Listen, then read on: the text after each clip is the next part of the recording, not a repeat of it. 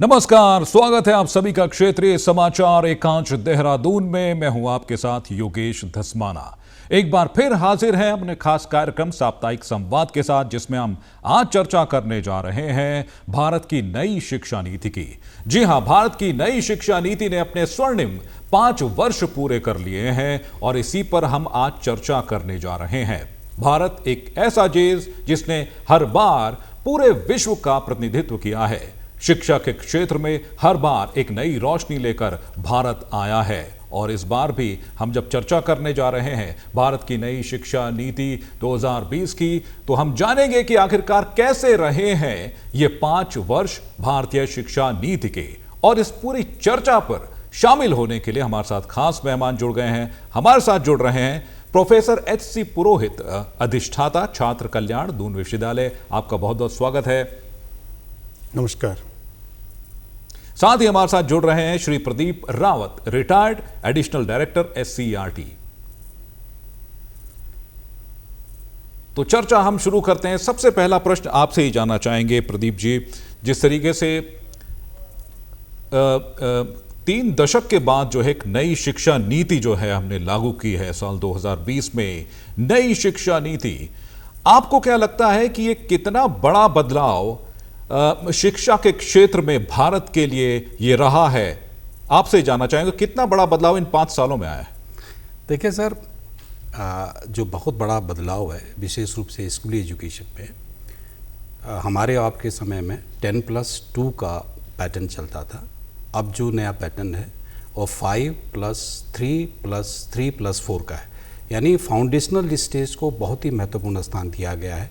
जो पहले 5 साल हैं उसमें 3 साल बाल बाटिका के लिए दिए गए। कक्षा जो बाल बाटिका में बच्चा आएगा 3 वर्ष का बच्चा आएगा, 3 से 4 बाल बाटिका प्रथम, 4 से 5 द्वितीय और 5 से 6 जो है वो तृतीय है। तो फाउंडेशनल स्टेज, उसके बाद कक्षा 1 और 2 के साथ जो है फाउंडेशनल स्टेज की बात की गई। तो ये फाउंडेशनल स्टेज है। उसके बाद फिर प्रिपरेटरी स्टेज है जिसमें आपका 3 कक्षाएं हैं और उसके बाद फिर मिडिल कक्षा है 6वीं 7वीं और 8वीं का। उसके बाद फिर सेकेंडरी एजुकेशन है। तो एक पैराडाइम शिफ्ट जो हुआ है विशेष रूप से, क्योंकि ये साइंटिफिक एविडेंसेस हैं कि बच्चे के जो मानसिक और बौद्धिक विकास है 85% कक्षा 6 वर्ष की उम्र तक हो जाता है। तो इसको ध्यान में रखते हुए बाल बाटिकाओं का भी क्या कहते हैं प्रारंभ की गई हैं। इंटरडिसिप्लिनरी जो अप्रोच पहले हुआ करती थी कि जो सेकेंडरी एजुकेशन में साइंस स्ट्रीम होती थी, आर्ट्स स्ट्रीम होती थी और कॉमर्स स्ट्रीम होती है, अब इंटरडिसिप्लिनरी अप्रोच की बात की गई, कोई स्ट्रीम नहीं होगी। और इस तरह से बहुत सारी चीज़ें जो है, इंडियन नॉलेज सिस्टम को बहुत ही महत्वपूर्ण स्थान दिया गया। उसके साथ मॉडर्न एजुकेशन भी फोकस किया गया। तो बहुत सारी चीज़ें जो महत्वपूर्ण है भारतीय संदर्भ में, वो नई शिक्षा नीति का हिस्सा बनी। जी, नई शिक्षा नीति का एक हिस्सा बनी है और एक बड़ा बदलाव देखा जा रहा है। जिस तरीके स्कूल एजुकेशन की आपने बात करी, श्री प्रोफेसर एच.सी. पुरोहित भी हमारे साथ हैं। पुरोहित जी, आपसे जानना चाहेंगे, जिस तरीके से स्कूल एजुकेशन की हमने बात की कि एक बड़ा बदलाव देखा जा रहा है स्कूल एजुकेशन में, हायर एजुकेशन की अगर बात करें तो उसमें कितना बड़ा बदलाव और क्या कुछ जो है हमारी नई शिक्षा नीति लेकर आई है हायर एजुकेशन में? राष्ट्रीय शिक्षा नीति को यदि आप विस्तार से देखते हैं तो हमारे प्रधानमंत्री जी के जो 5 प्रण हैं, मेरी दृष्टि में वो 2 प्रण को पूरा करती है। पहला प्रण है कि गुलामी की मानसिकता से युवाओं को कैसे मुक्ति मिले, और दूसरा है कि अपनी विरासत पर हम कैसे गर्व की अनुभूति करें। इस दृष्टि के ध्यान में रखते हुए ही राष्ट्रीय शिक्षा नीति में भारतीय ज्ञान परंपरा और भारत केंद्रित शिक्षा नीति, इसको हम कह सकते हैं, इसमें बहुत ज़्यादा फ्लेक्सिबिलिटी है। इसमें विद्यार्थी केंद्रित इस शिक्षा व्यवस्था को किया गया है। बाल बाटिका में बच्चों की परवरिश और शिक्षा पर विशेष जोर है। मातृभाषा में शिक्षण होगा तो विद्यार्थी के अंदर किसी प्रकार का कोई कॉम्प्लेक्स नहीं होगा। लर्निंग और टीचिंग बहुत इफेक्टिव होगी, क्योंकि जिस परिवेश में, जिस बोली भाषा के साथ वह अपने घर में व्यवहार करता है, उसी बोली भाषा, उसी तरह का वातावरण स्कूल के अंदर होगा। तो मुझे लगता है कि एक तो विद्यार्थियों में किसी प्रकार का कोई कॉम्प्लेक्स नहीं होगा, और जब इस बैकग्राउंड से विद्यार्थी उच्च शिक्षा के अंदर आएंगे तो यहाँ पर काफ़ी फ्लेक्सिबिलिटी है। कभी भी मल्टीपल एंट्री, मल्टीपल एग्जिट के ऑप्शन विद्यार्थियों के सामने हैं। 1 वर्ष की पढ़ाई 2 सेमेस्टर पूरी करने के बाद यदि वह विद्यार्थी 44 क्रेडिट अर्जित करता है और किन्हीं कारणों से वो शिक्षा कंटिन्यू नहीं कर पाता है, तो BA, BSc या BCom प्रथम वर्ष के बाद उसको सर्टिफिकेट प्रदान किया जाएगा। इस प्रकार की व्यवस्था है। द्वितीय वर्ष के बाद यदि वो जाते हैं तो उनको डिप्लोमा मिलेगा और तृतीय वर्ष के बाद उनको डिग्री मिलेगी। फिर वो यदि कहीं और कभी भी वो अपने आपको एडमिशन लेना चाहें, रजिस्टर करना चाहें, तो डिजी लॉकर में विद्यार्थी के द्वारा करिकुलर, एक्स्ट्रा करिकुलर, को करिकुलर से रिलेटेड सारी information academic bank of credit के माध्यम से वहाँ डिपॉजिट है। और हर विद्यार्थी को automated permanent academic account registry, जिसको अपार कहते हैं, यह 12 डिजिट की आईडी उसको दी जाएगी। उस आईडी के माध्यम से वह अपने अकाउंट को, अपने क्रेडिट को, जो सब्जेक्ट उसने अध्ययन किए उनका कहीं भी विश्लेषण कभी भी कर सकता है। जब आवश्यकता पड़ेगी तो उस डिजी लॉकर में वो एक्सेस कर सकता है। इस तरह से वन नेशन वन स्टूडेंट, एक राष्ट्र का एक विद्यार्थी की आईडी बन गई, वो रजिस्टर्ड हो गया, उस रजिस्ट्रेशन से कहीं भी जा सकता है, कभी भी वो प्रवेश ले सकते हैं, कभी वो छोड़ सकते हैं, लेकिन उनको अपने क्रेडिट उनके सेव हैं, उन्हें वो उस आईडी से वो उसको एक्सेस कर पाएंगे। आवश्यकता है कि आज हर इंस्टीट्यूशन 5 साल के बाद हर विश्वविद्यालय में मल्टीपल एंट्री के लिए, जिसको लेटरल एंट्री भी कहते हैं, इसके SOP तैयार है। यदि एक विद्यार्थी 44 क्रेडिट उसने प्राप्त कर लिए, क्योंकि एक साल में 20 से लेके 22 तक का है, तो 40 से लेके एक सेमेस्टर में 20 से 22 होंगे, तो एक साल में 40 से 44 के बीच में उसका क्रेडिट होगा। इसी तरह से 6वें सेमेस्टर के बाद उसका 132 होगा और 8वें सेमेस्टर में वो 176 क्रेडिट तक मैक्सिमम जा सकते हैं। तो जहाँ पर भी एग्जिट करेंगे उनका क्रेडिट सुरक्षित है डिजी लॉकर में, और उनके पास अपार आईडी उनके पास है, तो वो उसको कभी भी एक्सेस कर पाएंगे, कहीं भी एडमिशन ले सकते हैं। बार बार रजिस्ट्रेशन की उनको वो दिक्कत नहीं आएगी, क्योंकि ऑलरेडी रजिस्टर्ड हैं। ये फैसिलिटी इसके अंदर है। इसके अलावा विद्यार्थियों को आज राष्ट्रीय शिक्षा नीति में रटंती विद्या से हटाया गया है। एक जिज्ञासु के रूप में विद्यार्थी को तैयार करने की कोशिश की गई है, और इसलिए निपुणता, जैसे हमारे वहाँ निपुणता एक शब्द है ना बोली भाषा में, तो निपुण का मतलब है कि national initiative for proficiency in reading with understanding and numeracy, यानी कि कैसी उसको दक्षता, प्रोफिशिएंसी कैसे पढ़ने में, समझने में और अंक में, इन तीनों में वो दक्ष हो, इसके लिए उसको परखा जाएगा। परीक्षा एग्जामिनेशन पैटर्न भी अब परिवर्तित हो रहे हैं इसमें, ताकि विद्यार्थी में किसी प्रकार से कोई परीक्षा को लेकर के कोई दबाव न हो, मनोवैज्ञानिक दबाव से उसको मुक्त रखा जाए। इसलिए उसको परखने की बात है, यानी कि उसका कंटिन्यूअस इवोल्यूशन होगा, और उसको परखने के लिए performance assessment review and analysis of knowledge for holistic development, ये पूरी प्रक्रिया है, ताकि विद्यार्थी का होलिस्टिक विकास कैसे हो। परख का पूरा नाम है performance assessment review and analysis of holistic analysis of knowledge for holistic development, कि कितना ज्ञान उसने अर्जित किया। और हर वर्ष यह परखने के बाद ये देखेंगे कि हर वर्ष कितना असरदार रहा। इस वर्ष उसने पढ़ाई की तो कितना असर है, यानी कि annual status of education report, हर वर्ष के असर को देखेंगे। इस बार असरदार रहा, अगली बार और असरदार, और जब वो पूरी पढ़ाई करेगा तो बड़ी निपुणता के साथ आगे निकल गया। तो निपुण कार्यक्रम के तहत विद्यार्थी का कंटिन्यूअस इवोल्यूशन है, होलिस्टिक डेवलपमेंट पे फोकस्ड है। तो मुझे लगता है कि ये प्रक्रिया, जब जैसा कि रावत जी ने जिक्र किया कि बाल वाटिका से लेकर के और उच्च शिक्षा तक, PhD तक विद्यार्थी के पूरे होलिस्टिक डेवलपमेंट पे फोकस किया गया है, मुझे लगता है कि यह शिक्षा नीति निश्चित रूप से देश को विकास के मार्ग पर आगे ले जाने में सक्षम होगी। जी, सर्वांगीण विकास कैसे हो सकता है वो परिलक्षित हो रहा है हमारी नई राष्ट्रीय शिक्षा नीति से।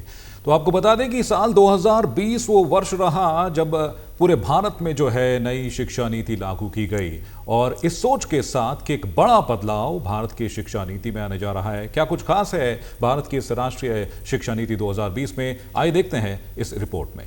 देश की राष्ट्रीय शिक्षा नीति 2020 को लागू हुए 5 साल पूरे हो गए हैं, और इस अवसर पर पूरे देश में शिक्षा समागम के माध्यम से इस परिवर्तनकारी यात्रा का उत्सव मनाया जा रहा है। NEP 2020 केवल एक नीति नहीं, बल्कि भारत की प्राचीन शिक्षा परंपरा को आधुनिक सोच के साथ जोड़ने का एक क्रांतिकारी कदम है। यह नीति भाषा, कौशल और मूल्यों को केंद्र में रखते हुए छात्रों को रटंत पढ़ाई से बाहर निकालकर सीखने के अनुभव को आनंददायक और जीवनोपयोगी बना रही है। इन 5 वर्षों में खेल आधारित शिक्षण, मातृभाषा में प्रारंभिक शिक्षा और कौशल आधारित प्रयोगशालाएं जैसे अनेक बदलाव कक्षा में नजर आने लगे हैं। प्राथमिक से लेकर उच्च शिक्षा तक हर स्तर पर नवाचार, समावेशिता और तकनीकी एकीकरण अब वास्तविकता बन चुकी है। निपुण Bharat mission, PM Shri school जादुई पिटारा, स्वयं प्लस और राष्ट्रीय डिजिटल ज्ञान भंडार जैसी पहलों ने शिक्षा को जमीनी स्तर पर सुलभ और प्रभावी बनाया है। और सबसे महत्वपूर्ण बात, अब शिक्षा भाषाई भेदभाव से मुक्त, समावेशी और सभी वर्गों के लिए समान अवसर वाली व्यवस्था बन चुकी है। न्यू एजुकेशन पॉलिसी की यह 5 वर्षीय यात्रा यह दर्शाती है कि शिक्षा केवल एक नीतिगत परिवर्तन नहीं, बल्कि एक नए भारत के निर्माण की मजबूत बुनियाद है। Bureau report, DD news, Uttarakhand. तो आपने देखा किस तरीके से हमने आपको बताया कि आखिरकार क्यों खास है ये भारत की नई राष्ट्रीय शिक्षा नीति 2020, क्योंकि फोकस हमारे स्टूडेंट्स पर है, हमारे आने वाले भविष्य पर है। हमारे खास मेहमान हमारे साथ बने हुए प्रदीप जी, आपसे जानना चाहेंगे, जिस तरीके होलिस्टिक अप्रोच की हम बात कर रहे हैं नई राष्ट्रीय शिक्षा नीति में, आपसे जानना चाहेंगे कि जिस तरीके से स्कूल एजुकेशन की हम बात करते हैं, आपको लग रहा है कि स्कूल एजुकेशन में जिस तरीके से 5+3+3+4 का जो फॉर्मूला है, ये एक बड़ा बदलाव ला सकता है? आने वाले जो 10 वर्ष देख रहे हैं, अगला 1 दशक देख रहे हैं, कि इसमें एक बड़ा बदलाव हम देख सकते हैं? निश्चित रूप से, क्योंकि साइंटिफिक एविडेंसेस है, जैसा कि मैंने पूर्व में भी कहा कि बच्चों का जो मानसिक विकास है वो 85% जो है वो कक्षा 6 वर्ष की उम्र तक हो जाता है। तो ये पहली बार किया गया है कि इसको, हालांकि इसमें हमारी बहुत सारी चुनौतियां हैं, जिन चुनौतियों का हमको सामना करना पड़ेगा, क्योंकि आंगनवाड़ी कार्यकर्ताओं को उसके साथ जोड़ा गया, उनके लिए भी, क्योंकि आंगनवाड़ी कार्यकर्ता पूरी तरह से एजुकेशन सिस्टम का हिस्सा नहीं है, आईसीडी उस पर काम करता है। चुनौतियां इनका हम काम सामना कर रहे हैं, लेकिन निश्चित रूप से क्योंकि रिकमेंडेशन किया गया है नेशनल एजुकेशन पॉलिसी में कि उन आंगनवाड़ी कार्यकर्ताओं को सर्टिफिकेशन और डिप्लोमा जो है वो दिया जाएगा, वो अभी हम लोग नहीं कर पाए हैं, अभी उत्तराखंड के संदर्भ में हम बात करें। लेकिन मैंने कहा कि ये जो नेशनल एजुकेशन पॉलिसी है, ये एक तरह से भारत केंद्रित पॉलिसी है, और भारत का इसकी जो फिलॉसफी है, बेसिक फिलॉसफी अगर आप देखेंगे, अगर मैं एक सेंटेंस में कहूँ तो जगत में, विश्व में भारत का स्थान और भारत के लोगों का क्या स्थान होना चाहिए, और उस स्थान को प्राप्त करने के लिए क्या प्रक्रिया अपनाई जानी चाहिए, एजुकेशन में कहाँ इंटरवेंशन होना चाहिए, इसकी एक तरीके से व्यवस्था करने का प्रयत्न किया गया है। जी, पुरोहित जी भी हमारे साथ बने हुए। पुरोहित जी, आपसे जानना चाहेंगे, 34 साल का एक लंबा वक्त लग गया इस राष्ट्रीय शिक्षा नीति को अपनाने में या लागू करने में, आपको लगता है कि अभी भी एक बड़ी चुनौती हमारे समक्ष है इसको लागू करना? निश्चित रूप से आज 5 वर्ष के कालखंड में यदि आप दृष्टिपात करेंगे तो आप पाते हैं कि आज राष्ट्रीय शिक्षा नीति देश के विभिन्न शिक्षण संस्थानों में लागू हो चुकी है, और उसके सुखद परिणाम आज हमको देखने को मिल रहे हैं। QS 500 में हमारे कई शिक्षण संस्थानों ने अपनी जगह बनाई है। QS एशिया रैंकिंग में भी भारत के कई विश्वविद्यालय और प्रीमियर इंस्टीट्यूशंस अपने शोध के कारण उस सूची में सम्मिलित हैं। राष्ट्रीय शिक्षा नीति के जो मुख्य कंपोनेंट है वह है इक्विटी और इंक्लूसिविटी। इक्विटी और इंक्लूसिविटी का मतलब ये है कि मातृभाषा में, जैसा मैंने पहले जिक्र किया, लेकिन हर व्यक्ति का, हर वर्ग का उसमें अंशदान हो, हर वर्ग की एक्सेस हो। इसके लिए बालिकाओं के लिए कस्तूरबा गांधी बालिका विद्यालय में छात्रावास निर्मित किए जा रहे हैं। आज लगभग 500 से अधिक छात्रावास इस कैटेगरी में निर्मित किए जा चुके हैं। आदिवासी क्षेत्रों में धरती आबा जनजातीय ग्राम उत्कर्ष अभियान के तहत 692, क्योंकि ट्राइबल कम्युनिटी में पॉपुलेशन काफ़ी स्कैटर्ड होती है, तो उनकी एक्सेस नहीं है, ड्रॉप आउट बहुत ज़्यादा था, तो इसलिए ट्राइबल कम्युनिटी के विद्यार्थियों के लिए भी 692 हॉस्टल्स अब तक निर्मित किए जा चुके हैं। तो मुझे लगता है कि हर वर्ग के फिजिकली जो डिफरेंटली एबल्ड हैं, जो चैलेंज्ड कम्युनिटी के विद्यार्थी या युवा हैं, डिफरेंटली एबल्ड स्टूडेंट्स के लिए भी ऐसा इंफ्रास्ट्रक्चर और इकोसिस्टम तैयार किया जा रहा है जो उनको मदद करेगा। इसका नाम प्रशस्त रखा गया है। तो प्रशस्त के माध्यम से, यानी कि pre assessment holistic screening tool के माध्यम से किस कैटेगरी का वो डिफरेंटली एबल्ड स्टूडेंट है, ताकि उसको उस प्रकार की शिक्षा दी जाए। हर वर्ग का इसमें ख्याल रखा गया है। सबसे बड़ी बात इस शिक्षा नीति के अंदर मुझे जो नज़र आती है वह है कि जन भागीदारी को बढ़ाने का सरकार का प्रयास है।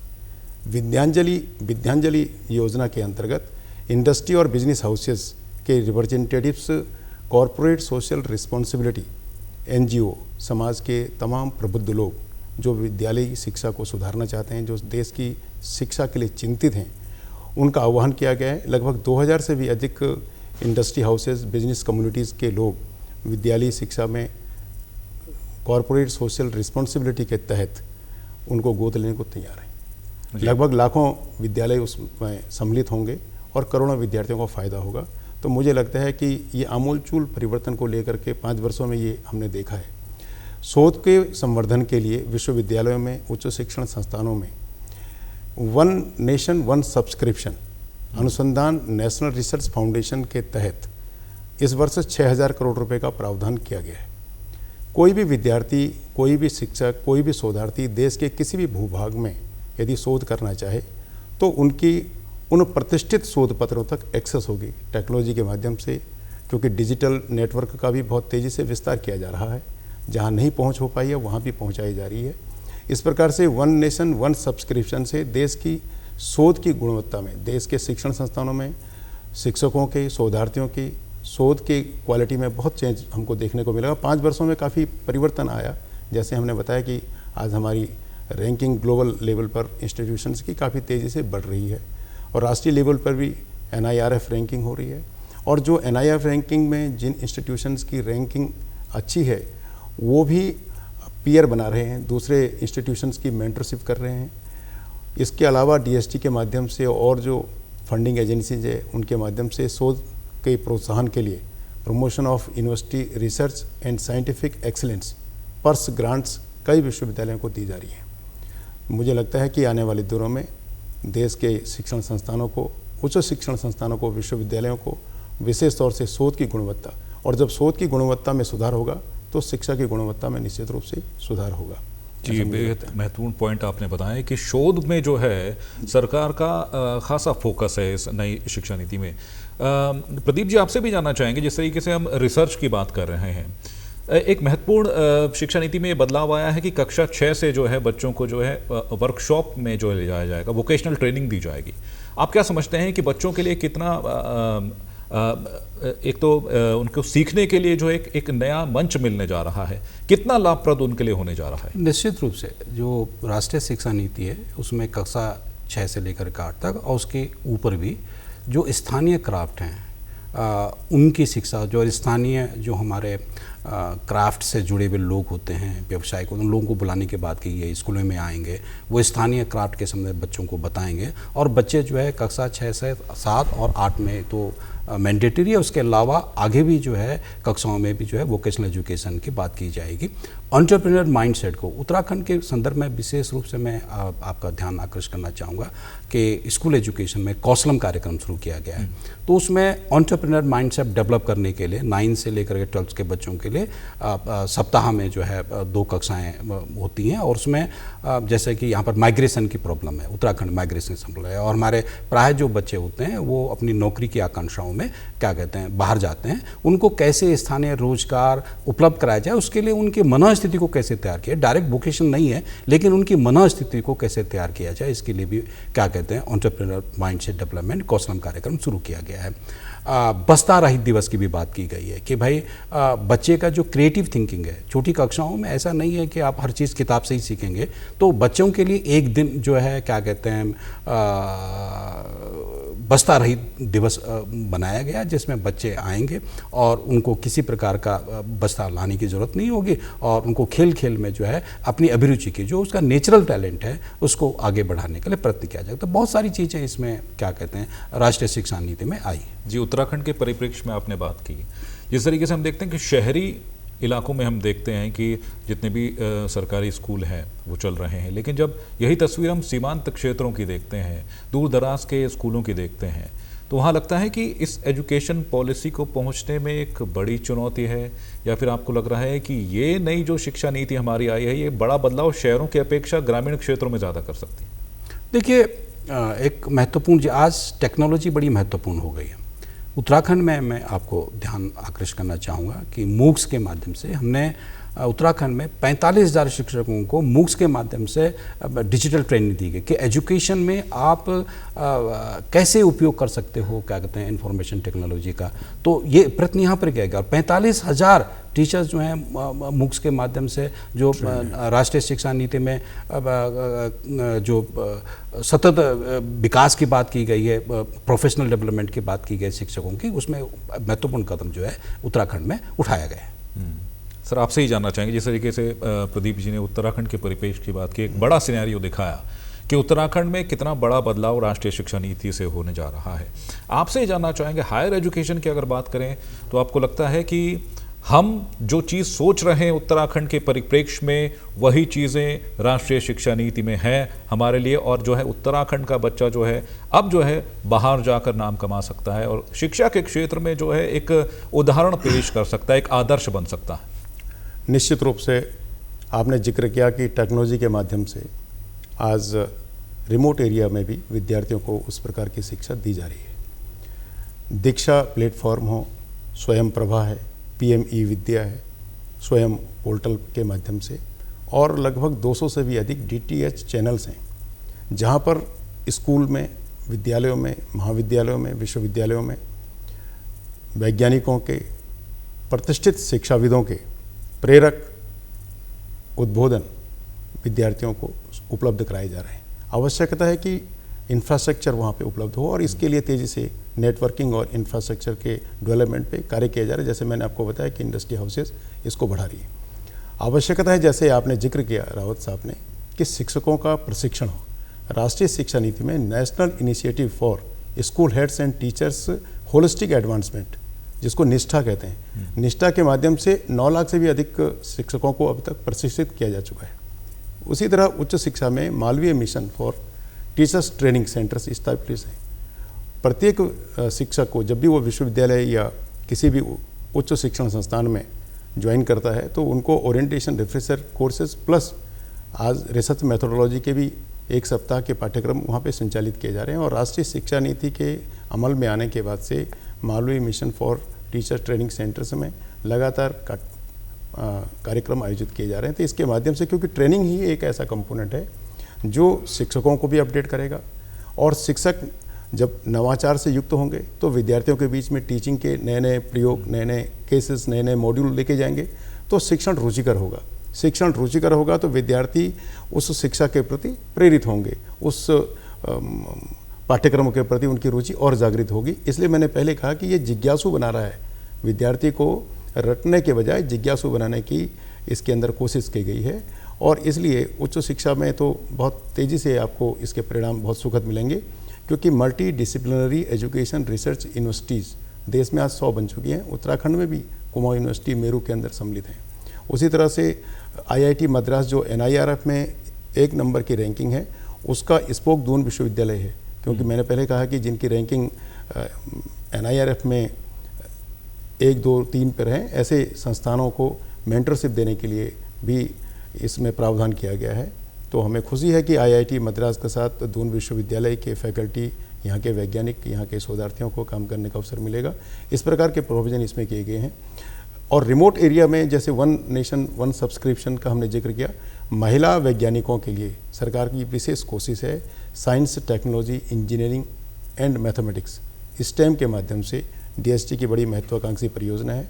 महिला वैज्ञानिकों को काफ़ी प्रेरित किया जा रहा है। उनके प्रोत्साहन के लिए उन्हें शोध प्रोजेक्ट प्रदान किए जा रहे हैं, ताकि नारी शक्ति को विज्ञान के क्षेत्र में आगे बढ़ाया जा सके। जैसे कि जिज्ञासु की आपने चर्चा की और हम कह रहे हैं कि छात्र जो है जागरूक हो रहे हैं, क्या इस राष्ट्रीय शिक्षा नीति के लिए जो अभिभावक भी जागरूक हो रहे हैं? क्या उन्हें भी पता चल पा रहा है कि सरकार ने इतनी सारी योजनाएं जो चलाई हैं, या फिर ये कहें कि ये पहुंच अब बहुत आसान हो गई है उन अभिभावकों के लिए जो चाहते हैं कि छात्रों को, जो उनके बच्चों को एक नया मंच मिले? जी, जन भागीदारी के माध्यम से ही सरकार की तो कोशिश है। पहले जब राष्ट्रीय शिक्षा नीति में सबसे बड़ा महत्वपूर्ण कंपोनेंट है कि अपनी विरासत पे हमको गर्व करना है, और इसके लिए इंडियन नॉलेज सिस्टम इसमें रखा गया है। मैथमेटिक्स में भारत की क्या विरासत रही है, इसी तरह से विज्ञान के विभिन्न क्षेत्र हैं, साहित्य के क्षेत्र में हो सकते हैं। हर एक जो शिक्षा का कंपोनेंट है उस क्षेत्र में हमारी क्या परंपरा रही है, यदि हम अपनी जड़ों से जुड़ेंगे तो हम जगत को जान पाएंगे, जड़ों से जुड़ने की इसमें कोशिश की गई है। उस दौर में जब गुरुकुल चला करते थे तो गुरुकुल किसी सरकार के सिस्टम से नहीं चलते थे, जन भागीदारी से चलते थे। आज इस राष्ट्रीय शिक्षा नीति में जन भागीदारी को प्रोत्साहित करने का, जन भागीदारी के सहयोग से, दूसरा आपने देखा होगा कि पीएम पोषण जो योजना है उसके कारण से एलिमेंट्री एजुकेशन में और सेकेंडरी एजुकेशन में इनरोलमेंट 91% से भी अधिक है। उच्च शिक्षा में भी गवर्नमेंट की, सरकार का ये प्रयास है कि इनरोलमेंट रेशो बढ़ाया जाए। मैं ये कहना चाह रहा हूँ कि जो प्रधानमंत्री जी का जो एक ड्रीम प्रोजेक्ट है राइजिंग इंडिया, तो PM schools for rising India, जिनको PM3 कहते हैं, इसमें लगातार अनवरत रूप से इनको मॉडर्नाइज किया जा रहा है, इक्विप्ड किया जा रहा है। ग्रीन कैंपस और इंक्लूसिव टीचिंग लर्निंग एनवायरनमेंट के साथ इनको विकसित किया जा रहा है। लगभग 14,500 से भी अधिक स्कूल्स इसमें आ चुके हैं। तो जनता अवेयर है, जनता की भागीदारी से ही सरकार जैसे पहले गुरुकुल चला करते थे, मुझे लगता है कि इस प्रकार का दायित्वबोध समाज में उत्पन्न करना चाहती है, ताकि हम शिक्षण संस्थानों को अपनाएं, हम उनको विकसित करें, हम नौनिहालों के भविष्य को बेहतर बनाने में अपना योगदान दे सकें। इस प्रकार के प्रयास इस राष्ट्रीय शिक्षा नीति में मुझे देखने को मिलते हैं। जी, भारत के भविष्य को बेहतर बनाने के लिए जो है आज हम जो है चर्चा कर रहे हैं। प्रदीप जी, आपसे जानना चाहेंगे, जिस तरीके से 5 वर्ष पूरे होने पर अखिल भारतीय शिक्षा समागम आयोजित किया गया, ये समागम कितना खास रहा और इस समागम में क्या तय किया गया कि आने वाले 5 वर्ष कैसे रहने वाले और किस तरीके से हम जो है पूरे और ऊर्जा के साथ जो है जुटने वाले हैं इस राष्ट्रीय शिक्षा नीति को लागू करने? देखिए, अखिल भारतीय जो शिक्षा समागम हुआ है, इसमें सारे देश से लगभग 3000 जो है प्रतिनिधि इसमें सम्मिलित हुए हैं और इसमें माननीय शिक्षा मंत्री जी के द्वारा और 7 और 8 राज्यों के शिक्षा मंत्री उपस्थित थे। और भारत सरकार के शिक्षा से संबंधित जितने भी उच्च प्रतिष्ठान हैं, उसमें चाहे IITs हैं, यूनिवर्सिटीज़ के वाइस चांसलर्स हैं, आपका IIMs हैं और CBSE है, माने जितने भी संस्थान हैं उन लोगों के प्रतिनिधि इसमें उपस्थित हुए। यहाँ पर राष्ट्रीय शिक्षा नीति पर एक तो रिव्यू किया गया।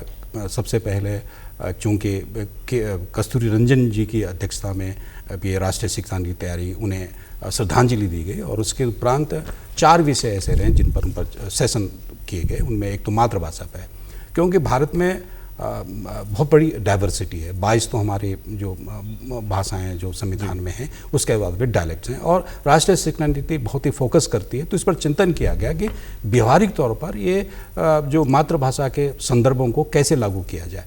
तो इस पर बहुत सारी चर्चा हुई, क्योंकि विद्यालयों में अगर उसको व्यवहारिक तरीके से कैसे ट्रांसलेट किया जाए, ये बड़ी कठिनाई का विषय भी। और बहुत सारे जो राज्य हैं, कई राज्यों में किसी प्रकार की कुछ मतलब पूर्वाग्रह भी वहाँ पर, उन पर भी चर्चा की कि उसको कैसे दूर किया जाए और राष्ट्रीय शिक्षा नीति किस तरह का रिकमेंडेशंस करती है। तो इस बात पर तो सभी लोगों की सहमति थी, क्योंकि जो मातृभाषा है, क्योंकि भाषा केवल कम्युनिकेशन मेथड नहीं होती है, ये एक थिंकिंग टूल भी होता है। अगर मैं मूलतः अगर मैं हिंदी भाषी हूँ, तो अगर मैं अंग्रेजी में बात करता हूँ तो मेरी जो थॉट प्रोसेस है वो हिंदी के माध्यम से चलती है और तब मैं उसको, क्योंकि बहुत ही कम समय में होता है, लेकिन इस तरह से डेवलप होता है। इसलिए मातृभाषा बच्चे के स्वाभिमान से भी जुड़ी रहती है।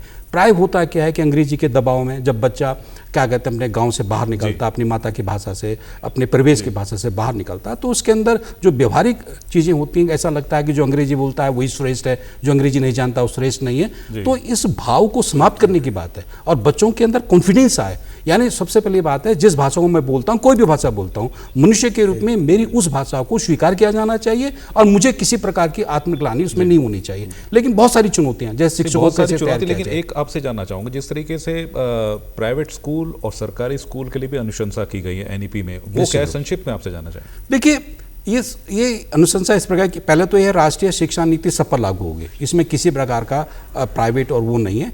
लेकिन एक रिकमेंडेशन जो क्या कहते हैं राष्ट्रीय शिक्षा नीति ने SSS की रिकमेंडेशन की है, यानी स्कूल मानक प्राधिकरण की बात की है।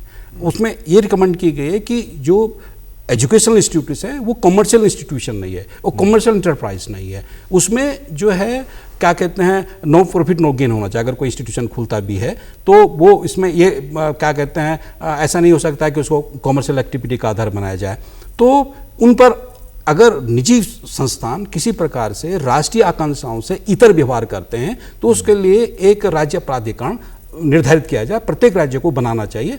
उत्तराखंड में भी उस पर प्रक्रिया चल रही है। तो जब वो बन जाएगा तो एक तरीके से वो एक नियामक आयोग होगा, एक बॉडी होगी जो कि इन पर इनका नियंत्रण रखेगी और उनको नियमों को पालन करने के लिए बाध्य करेगी। ये शिक्षा के एक बेहतर माहौल, छात्रों के लिए एक बेहतर माहौल और भारत के भविष्य के लिए जो है ये लक्षित है भारत की राष्ट्रीय शिक्षा नीति। बहुत बहुत शुक्रिया करना चाहेंगे प्रदीप जी आपका इस चर्चा में शामिल होने के लिए, और आपका भी बहुत बहुत शुक्रिया करना चाहेंगे पुरोहित जी इस थैंक यू वेरी चर्चा में मच, शामिल होने। धन्यवाद। थैंक यू वेरी मच, बहुत धन्यवाद।